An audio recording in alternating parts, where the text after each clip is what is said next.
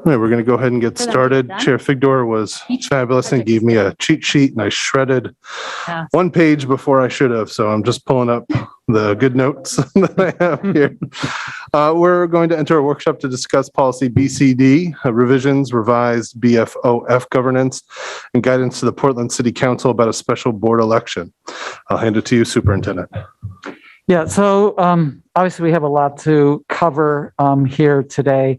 I think it might make sense for us to start with policy BCD and the changes to the, actually, no, it probably makes sense, Chair Figdor, for us to start with the future, the buildings for our future governance structure changes, because those are not related to the others, and the other two are related to the advice to the council. So does that make sense to you? Yes, absolutely. Do you want me to speak? Do you want to speak to that, or you want me to? Either way. So in essence, what we're proposing here is the consolidation of our individual school committees into a single building level advisory committee that would cover the work of all three of the remaining projects. So, for those who are new to us or are watching at home, we currently have projects that are starting at Longfellow, Reike, and Presumpscot School. And when we originally started Buildings for Our Future, the board had established a governance structure that involved the district advisory building committee, which will continue, and then one individual building level advisory committee for each of the schools. And the big thrust of this change is to consolidate those three committees into a single one. And the resolution sort of speaks to what that would look like. So it calls for co-chairs. We currently have co-chairs, a board member and a city councilor for each of those, and it would consolidate into a single co-chair for two chairs, one a city councilor and one a school board member. It also says that for each of the schools, the principal or assistant principal and no more than 3 additional staff per school, which I would appoint, and then a minimum of 3 members of the public from each of the 3 schools attendance area. So, for each of those schools, 3 members, and then up to 3 additional at-large members to be filled by current members of the Reike, Presumpscot, and Longfellow BLAC. So it would be pulling individuals who are currently in the BLACs for each of those individual schools, up to 3 additional at-large members to form the committee. So that's for the proposal for the BLAC, and then. Superintendent, could I jump in for a moment on it? Yes, of course. Just to say, because I'm not sure that you stated explicitly, but one of the primary reasons for the consolidation of the individual building level advisory committees into one district level committee is because the thrust of the work of those committees has been done, which was around the designing of the projects. The idea is that these committees were kind of closer to, kind of had their ears on the ground more, were closer, more intimately engaged in each school, and helped both advise on the projects and communicate with the larger school community about the projects.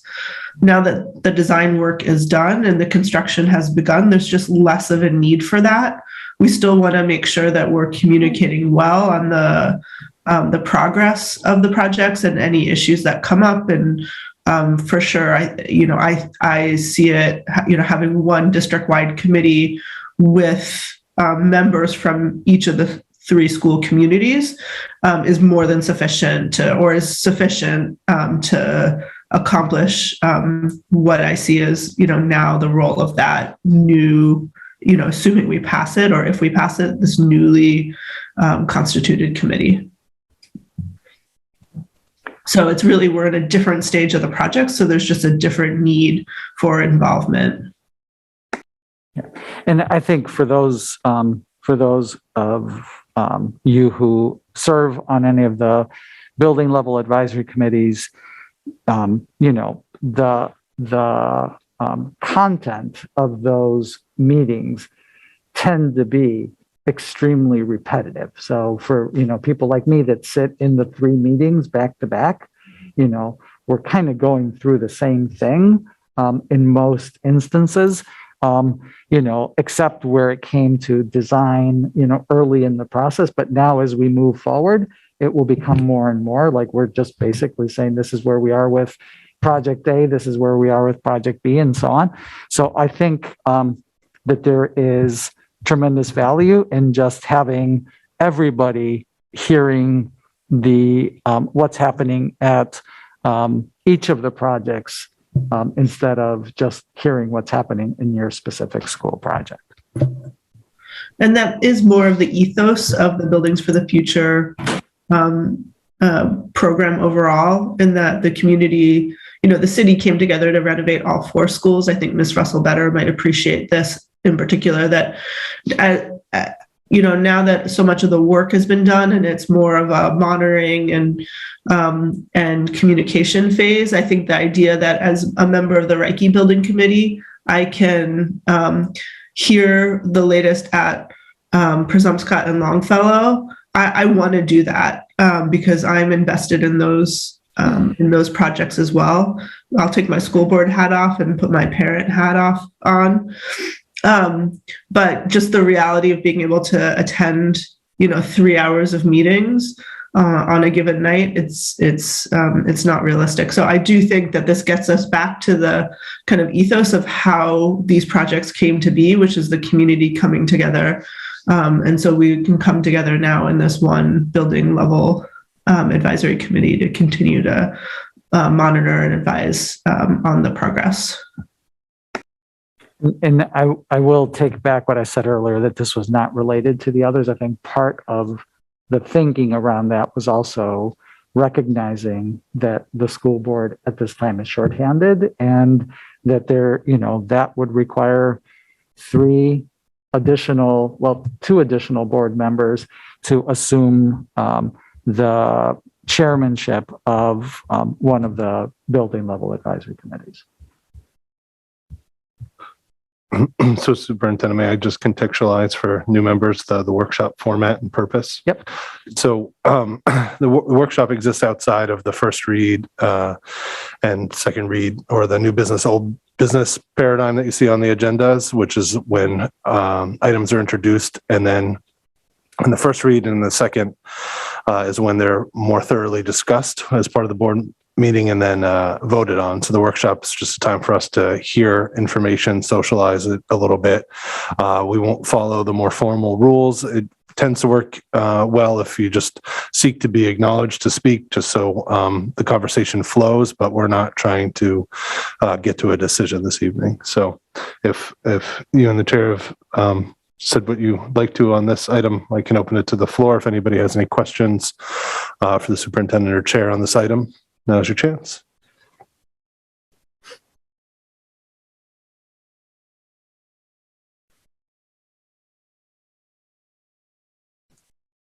Oh, sorry. Please go ahead. I was waiting. Thank you, Mr. Burke. Yeah, just briefly, I just would like to echo what the superintendent and chair have laid out, that I think this is a wonderful way to consolidate the work that's been going on, both for our staff, Harriman, really the duplication of sharing of information, I think has been in the planning of these projects may be important. I think at this point, this really makes a lot of sense to, for the workload, but also the purpose of being a group of these three schools doing this together. And I do think for different school communities to be able to keep up with what's going on at all of the schools makes a lot of sense. So just to share my perspective of being involved with the renovation projects for a number of years now, I think this makes a lot of sense moving forward. So thanks. Anyone else? No.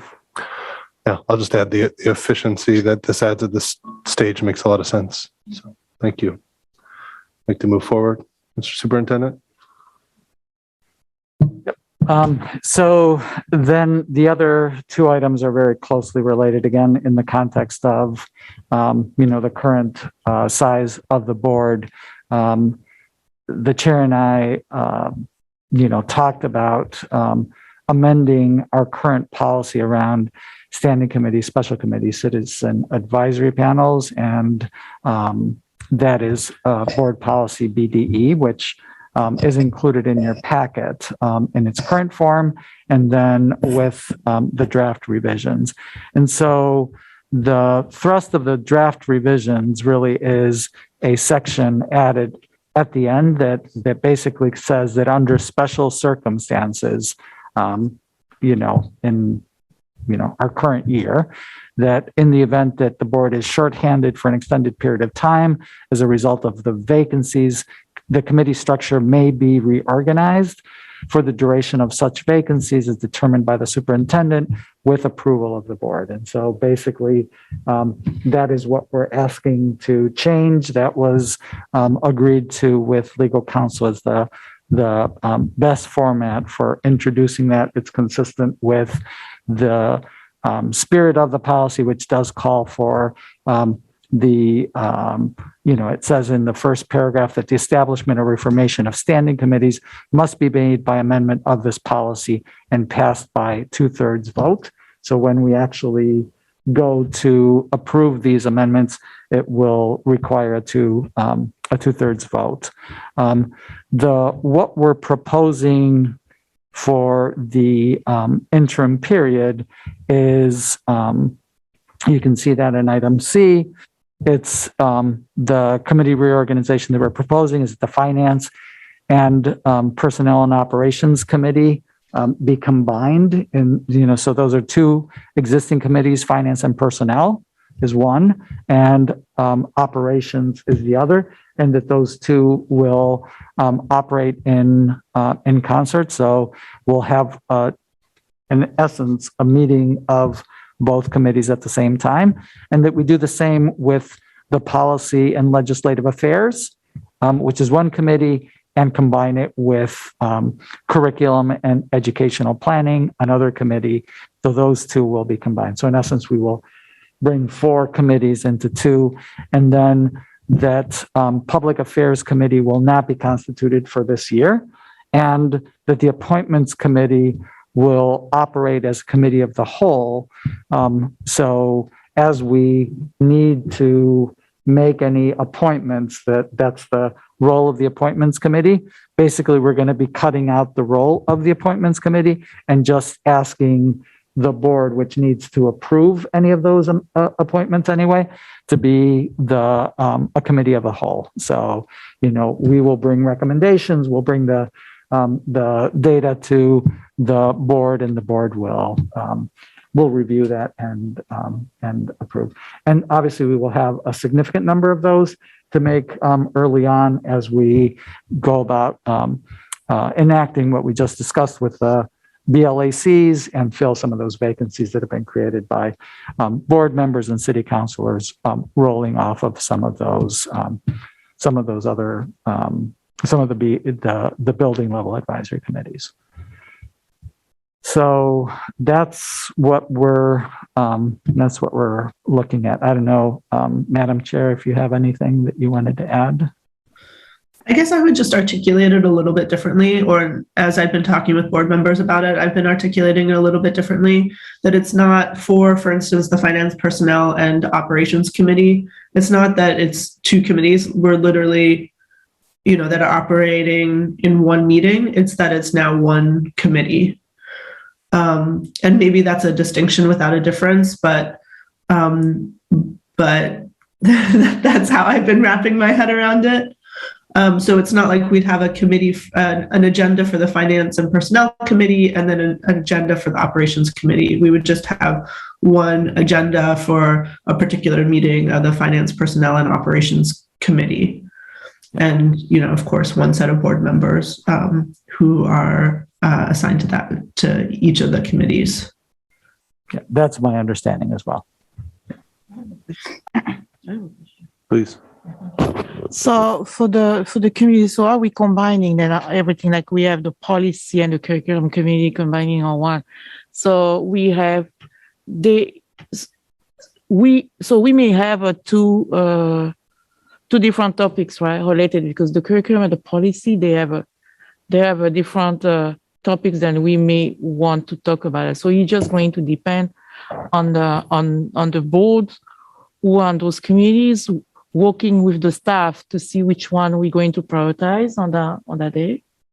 Yeah, I mean, I think that, we will do what we do with committees all the time, which is, in December, January, we'll develop an agenda Right. for the year, and that agenda will be, for the policy and curriculum committee will be it will be looking back, knowing what was on the agenda for those committees, and coming up with what are the things that we're going to focus on for this coming year. So it isn't, to Chair Figdor's point, it isn't like there's going to be, alternating agendas. Now this month we're doing curriculum, and next month we're doing policy. It's, what are the policies that we need to advance? What are the curriculum issues that we need to advance? And trying to build those out as the agenda for the committee for the year. And the same thing, obviously, on finance and. Yeah. So are we keeping the same time frame? I mean, the same hours? And we have something. Sometimes we have 1.5 or 2 hours. It just depends. So we're gonna have a specific, or we're going to keep the same hours. I've not thought that through. I am assuming that part of the purpose here is, to recognize that we have fewer members, and, otherwise everybody would be serving twice as many meetings. So there may be some meetings are longer than others. Policy tends to have longer, meetings than, say, operations does. Right. But, I think that is, sort of the work will define how that gets done. So I don't think there's a specific, like we're going to double the time or we're going to, just keep it the same. I think it's the agenda will drive that. Oh, all right. Okay. Thank you. Yeah, please. How do you get on a committee? So the chair makes appointments to the committees. That is, something that oftentimes would have been done at this meeting or even at the inauguration. But because we were making these changes, we wanted to wait and do those changes first before those appointments are made. Students are welcome to serve on committees, but oftentimes it's a huge additional time and position. So they generally are assigned based on their interests. So, Chair Figdor would ask you which ones are you interested in, and would make assignments. And then there's less of an expectation that you need to be at those meetings. So I think that's the way that we normally do it. May I jump in? That wasn't clear? No. Do I talk to her about the ones that I'm interested in? Just email? May I jump in for a second? Please go So- ahead, Chair. For our student reps, I will send you an email with a number of different items in the next few days, including including a question about committees that you're interested in, and a little bit more of an explanation about what each of the committees will do and some of the key issues that they'll consider in the coming months. So you have a good, you can get a good enough sense about, what would be, what might interest you the most. So look for that email from me, respond to it. Again, there isn't, as the superintendent said, there's no obligation for you to serve on a committee, but if you're interested, we would love to have you. Okay, thank you. No, I understand. Thank you. Other questions or comments? I have one just on that 2/3 vote. That's based off of our current seated members. So it's 4 out of 6, which is also happens to be a majority in this case, but okay, thanks. Okay, I think we're okay on that item and can move on. And then the last thing that we wanted to open up in this workshop is just to have the board consider and weigh in on whether they wanted to make a recommendation to the city council about the urgency of filling the open seats. So under the current charter, unless the city council acts, those vacancies, the 3 vacancies, District 5, which was created by the resignation of board member Irish, and the 2 at-large seats that were occupied by Ms. Trevorrow and Mr. Rodriguez, would be filled in June of next year. Okay, so that's what absent action on the part of the council, that's what will happen. So we will basically have 6 members on the board until June of next year. As you may know, but if not, it's worth pointing out, both of the at-large seats, so the seats vacated by Ms. Trevorrow and Mr. Rodriguez, were up for re-election next November. Under the current charter, what happens is that will continue to be the case. So in June, there will be a special election to elect somebody to serve on the board for essentially 3 months. And then we'll need to either run again or say, like, this was the best 3 months of my life and I'm moving on to something else. But that's how that is scheduled to happen. In the case of the District 5 seat, it will be to fill the term of Mr. Irish, so they will have an additional year. So they will have a full, those 3 months plus an additional year before they need to decide if they're going to run for re-election. So, I think what we wanted to do is just create a forum for the board to sort of weigh in the, sort of the balance of, having, empty seats through June. As you heard during the public comment, the way that and you have, by the way, in your packet, there's a memo from the city clerk outlining her recommendations for how to go about a special election, right? And so it might bear me just walking through that in a minute. Or is it there? I just put it in the chat. Yeah, we have Okay. it. I just put it in the Zoom chat. Yeah, we have it. My apologies. I thought that was in there. So,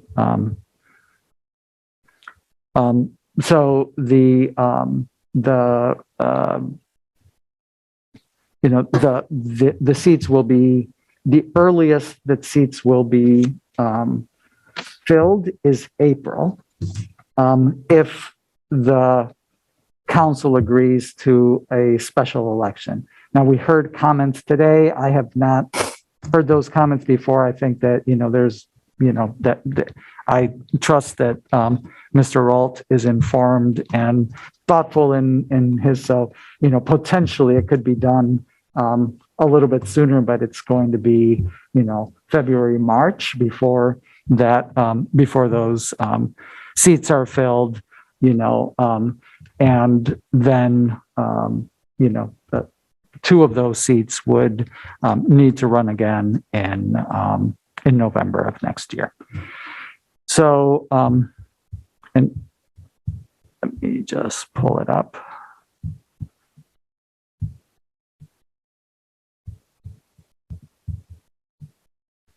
Is everybody,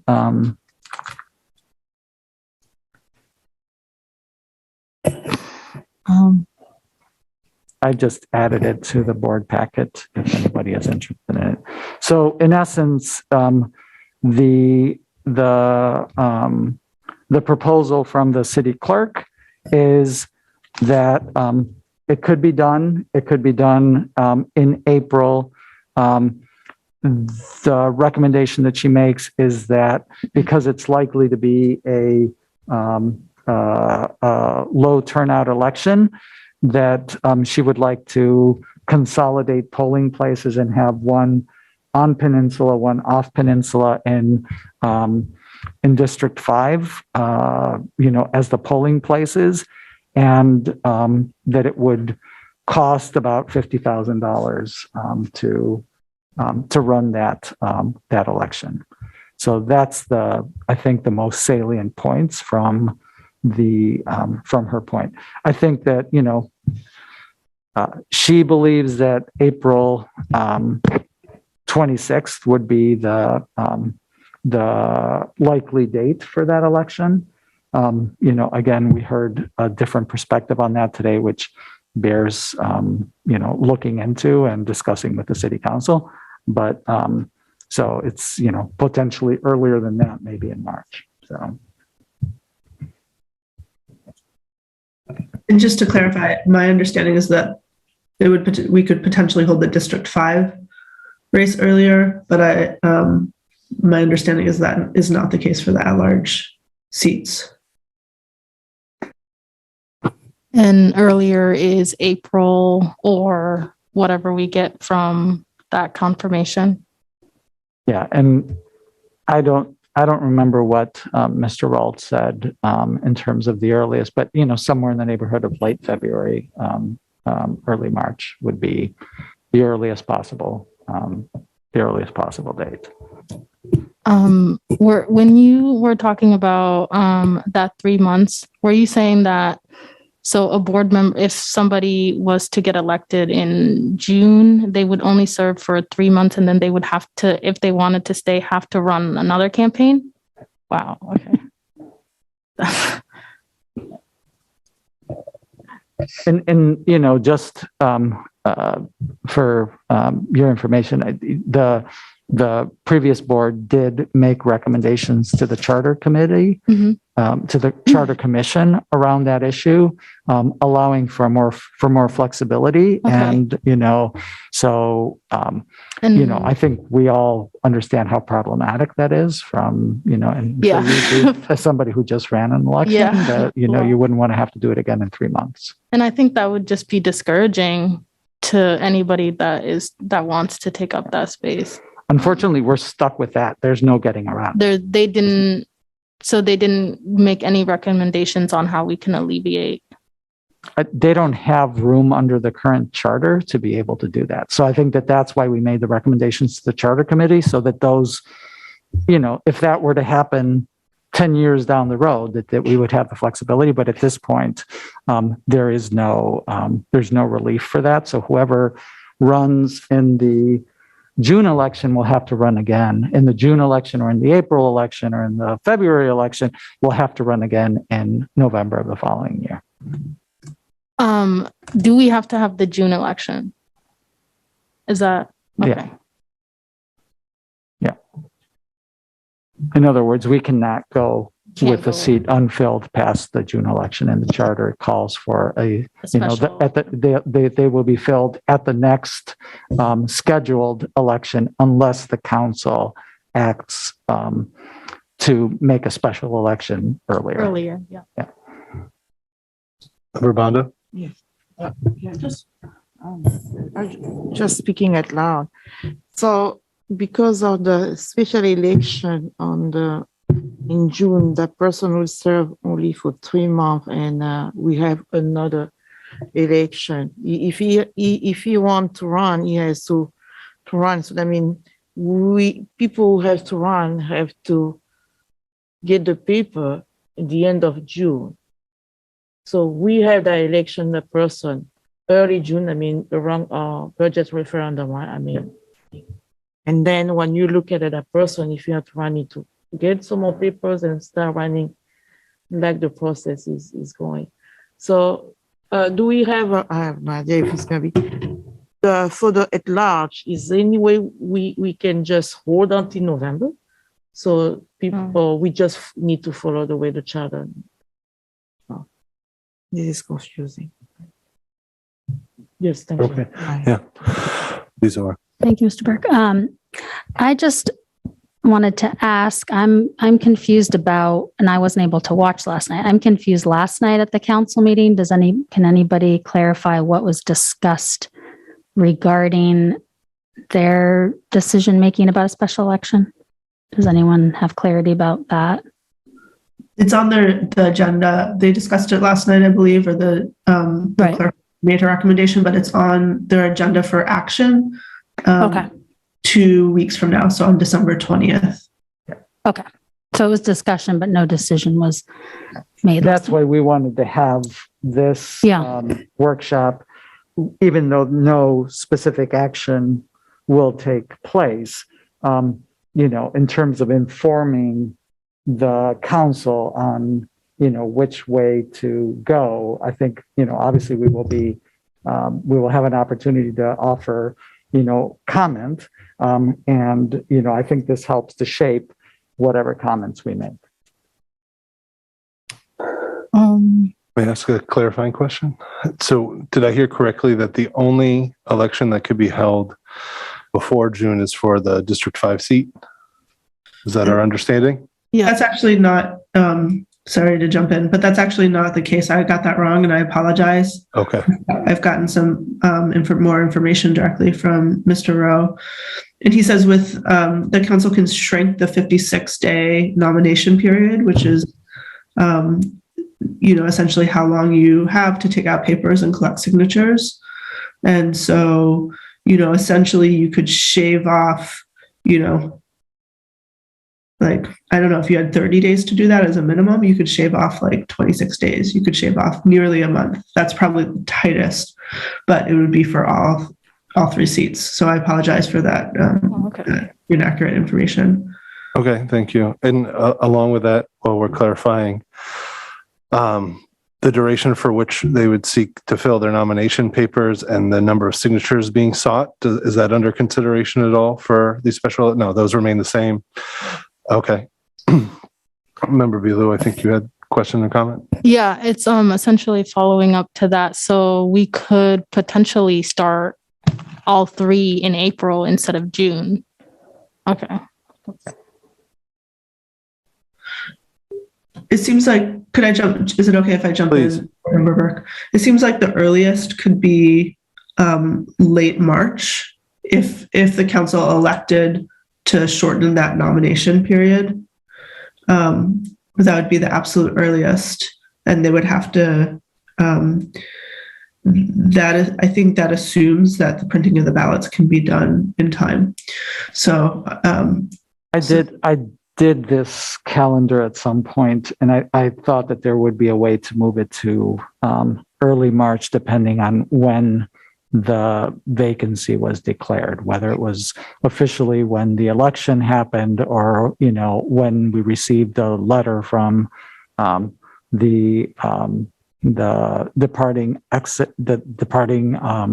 board members. So I think that that's the only, I've not delved into it more deeply than just to try to figure out like, okay, if this was the first date, when would, but given that a vacancy wasn't declared, even in the case of the District 5 seat at the time that it happened in October,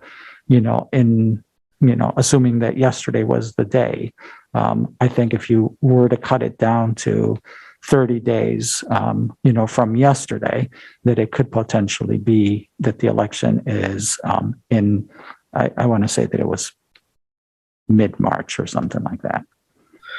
So could I speak to the broader issue at hand here? Because I think some of this is,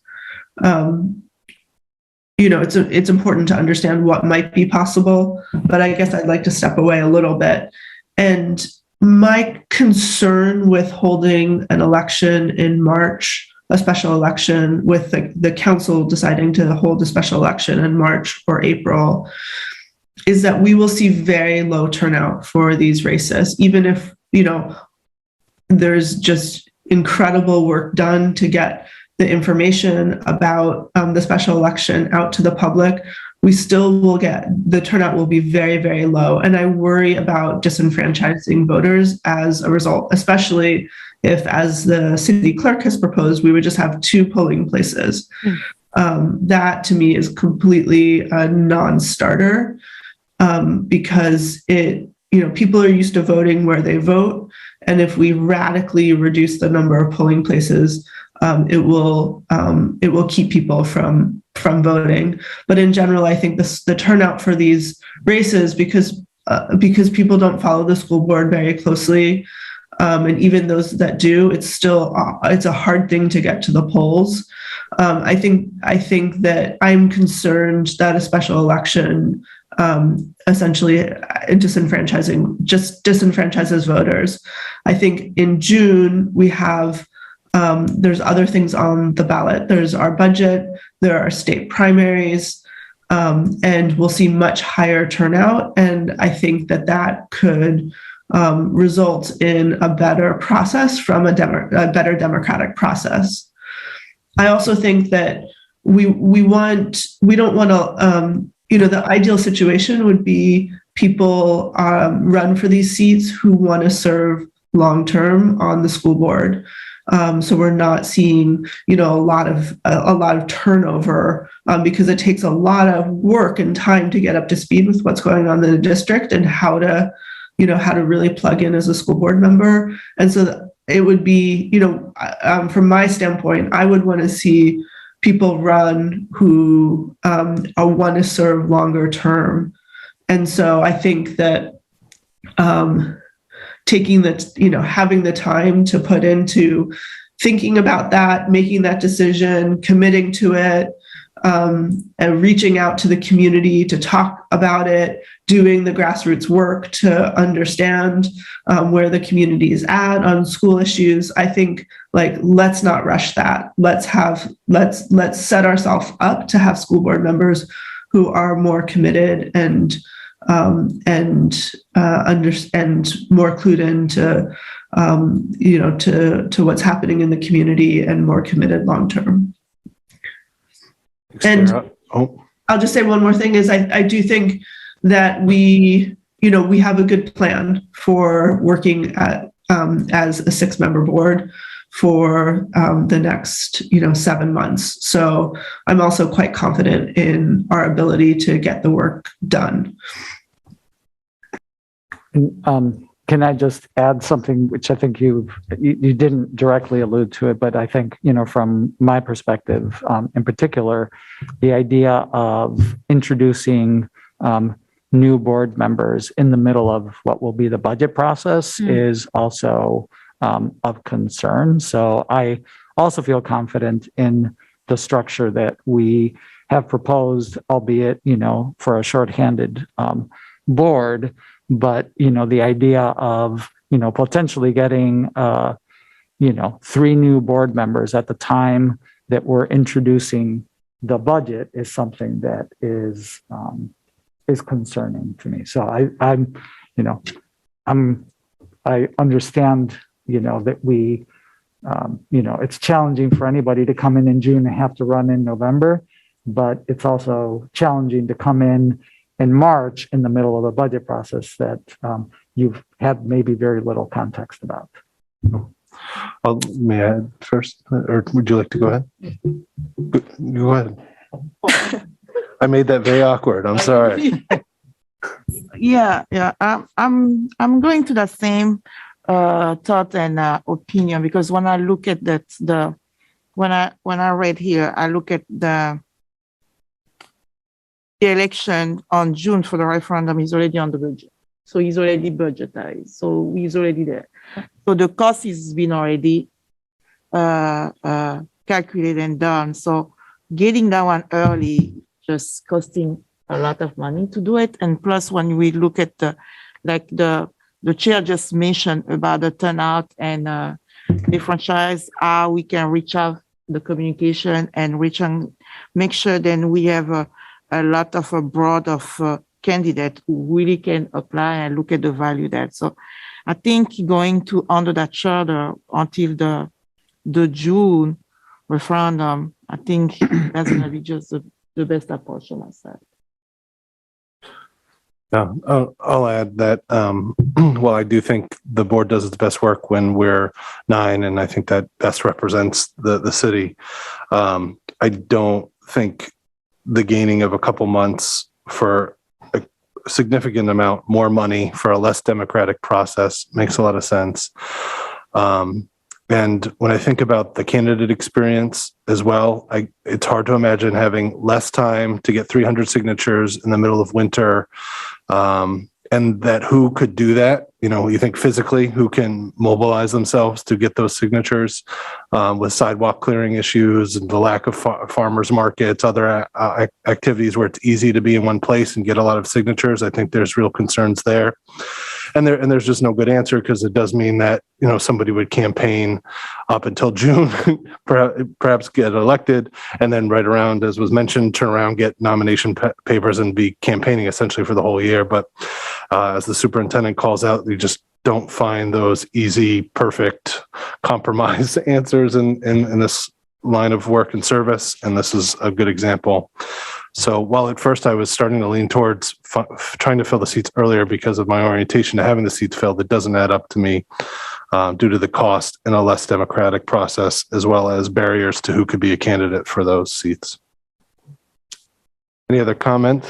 I just wanted to say, as a person, if I was going to run, I would probably not run even in June and wait until November. I'm just saying, so you might just have to be aware that it might not be filled in June, that you might just have to wait till November. That's a great point. Member Bilu, were you about to speak to?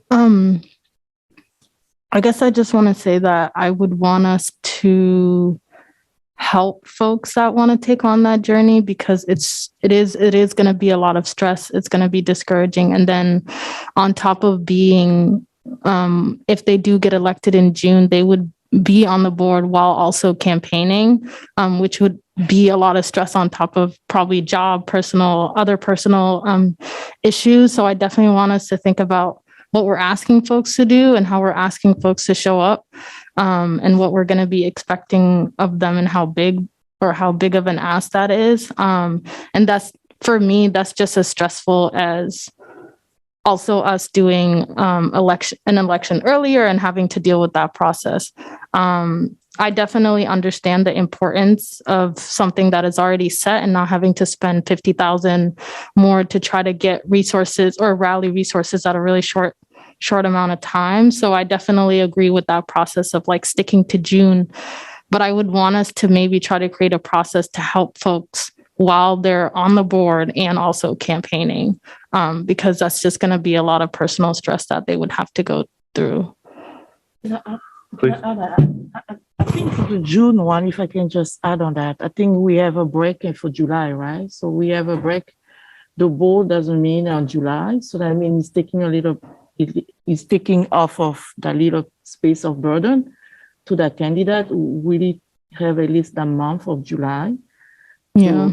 to get ready for collecting signature and try to organize his or her campaign moving forward. And I think August and September, those a little slowing down, they're already gaining to that momentum, getting psychologically ready to move forward. Yeah. Any other comments on this item for anyone? Member Youssef? Yeah, thank you, Chair. I would say any special election is going to be less turnout than the general election. And either we do on somewhere in March or June, we will have less people. And I think a lot of people know what's going on with the school because of the political and the controversial around the vacancy seats.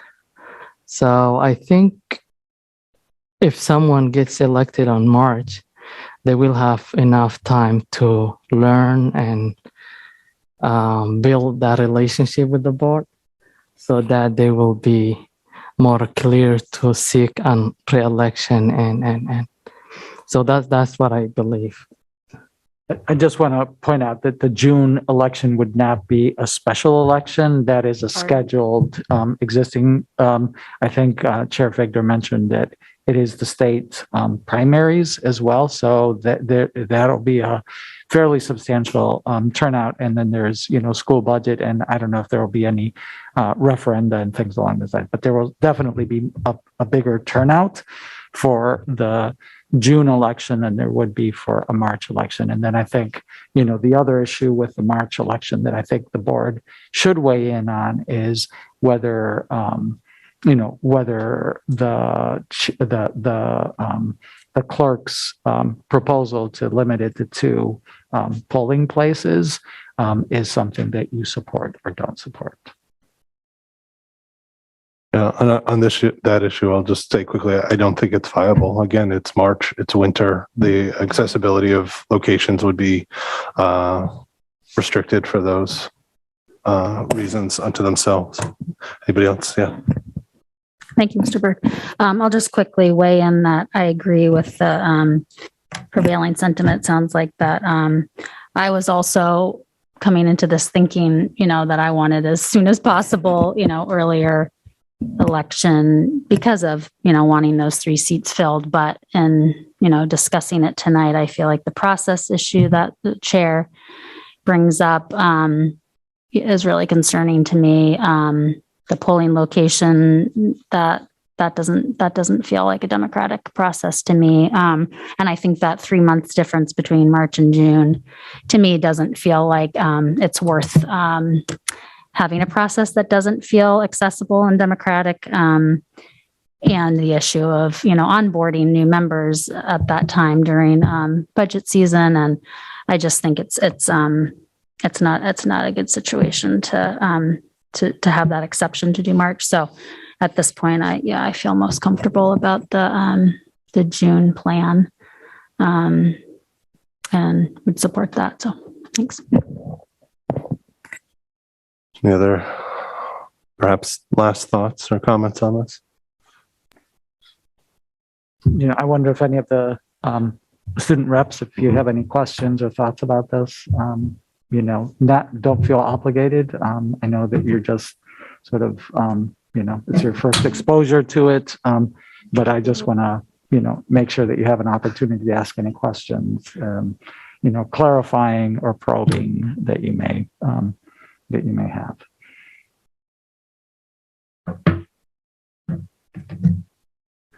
I think Chair Figdor might want to speak if there's not such Her hand questions. is up. Just to say, ideally, I could communicate to the mayor a recommendation from the board, or a sense of the board's feedback on this issue. She and I are supposed to connect tomorrow. So I heard some differences of opinion in that Mr. Youssef, I believe, is more comfortable with an earlier with asking the city council to call a special election. So just want to figure out how to, are we at a place where we can come to a recommendation, or how do we want to proceed? So I want to, that's a good point. And we didn't really talk this through very thoroughly, but ultimately the chair, the chair represents the board on these types of issues. And so, Chair Figdor ultimately will be in a position to go and speak publicly about this, as well as, refer any comments to the mayor as part of, their ongoing discussions. So I do think, we did not build this out to be a formal recommendation in the same way that we did with, for example, the recommendations to the charter committee commission, where we had, a number of meetings where we discussed options and things along those lines, because we're kind of in a rush to do all of this. So I do think it's important to give Chair Figdor a sense of, where you are individually on this issue. I think that, she's heard some of that, and, it'd be helpful maybe for everybody to just take a moment to say where your mind is. I know that, Ms. Russell Better just did. I think, I'm not sure that Mr. Burke did, but I know, that you feel uncomfortable with the sort of consolidation of polling places, but I don't know if you weighed in. Do you just want to take I think it would be time around helpful to to comment Chair on it? Figdor if you all did that. Yeah. So I'll begin with you, Santiago. Thanks. From hearing everybody else's opinions, I can understand how people wouldn't want to run in June, because they would feel that running again would be a difficult thing to do. That would be what I would have to say. Thanks. I agree. I understand why you don't want to do it in March, because especially with the two polls, but at the same time, I just wouldn't hold it against anybody for not running. So I just think you have to take into consideration that it might be vacant longer.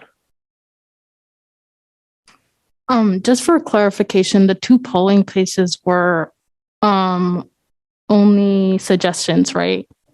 So it's not something that we have to do. So we can still create opportunity for all of the other polling places.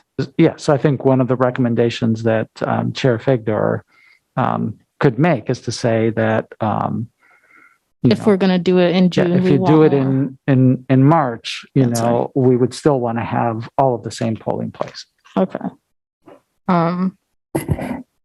Thank you for clarifying that. For me, I definitely would like the opportunity to have an earlier election, just kind of like Yusuf said, just so folks can be familiar and have capacity to learn. But I don't think that's enough of a reason to then spend $50,000. And I just feel like we wouldn't have enough resources. And then that 3 months is just too short as well for the next election. So I agree with utilizing June, or using June as the time to make for that election. But I would make the recommendation of trying to find ways to alleviate the stress of running a campaign the next 3 months, because I just want the opportunity to provide resources for those folks if they're going to have to do that. Yes, thank you. I think I will go with the majority. It looks like June is going to be the majority, and I think what I'm thinking now is the weather also, and as March is going to be called for voters to be online, and all the aspects are showing me that it may be better for June. So I will go with the June. Thank you. For myself, I support June, and I do not support the two polling place proposal. Rhonda? Yes, I do support also June, because I feel like that's the best way to to have a little more large, because the thing that I know we are not really exceeding on the communication with the communities, and I think having more space and more time to publicize those seats so we can have a good candidate for consideration. So I will go and minimizing also the costs then we have to face, so we can allow that those financial resources to go to the more different area needed than to have those early special voting, because 3 months from March, April, May for a new board member, we're still learning, even though this is our second term, but we're still learning. So it's not changing that much difference. So I will be in favor to move to June. Thank you. I already spoke to this, but I support June. I just wanted to add one other thought that, the complexities of running a campaign in times of COVID, I just was thinking further about the winter months. It's just really, that just is another added piece of, besides the signatures, but going out to talk to people and see people. I just think that's another unreasonable added challenge along with everything else we've discussed. So just wanted to add that piece. Thanks. Swami? Yeah, I also believe June's the better option due to the costing and just not having to go through the election again. Yeah. I agree with June, just because I feel like 3 months isn't like that's just not enough time. Thank you. Does that provide you with Yes. views?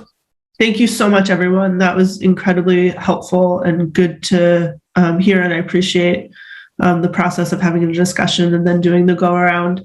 I will just add one other piece of information, which is that if the city were to do a special election so early and did more than 2 polling locations, the additional polling locations adds costs. So if we did all existing polling locations, it would not just be $50,000. The price tag would be more. I don't know what it would be, but more.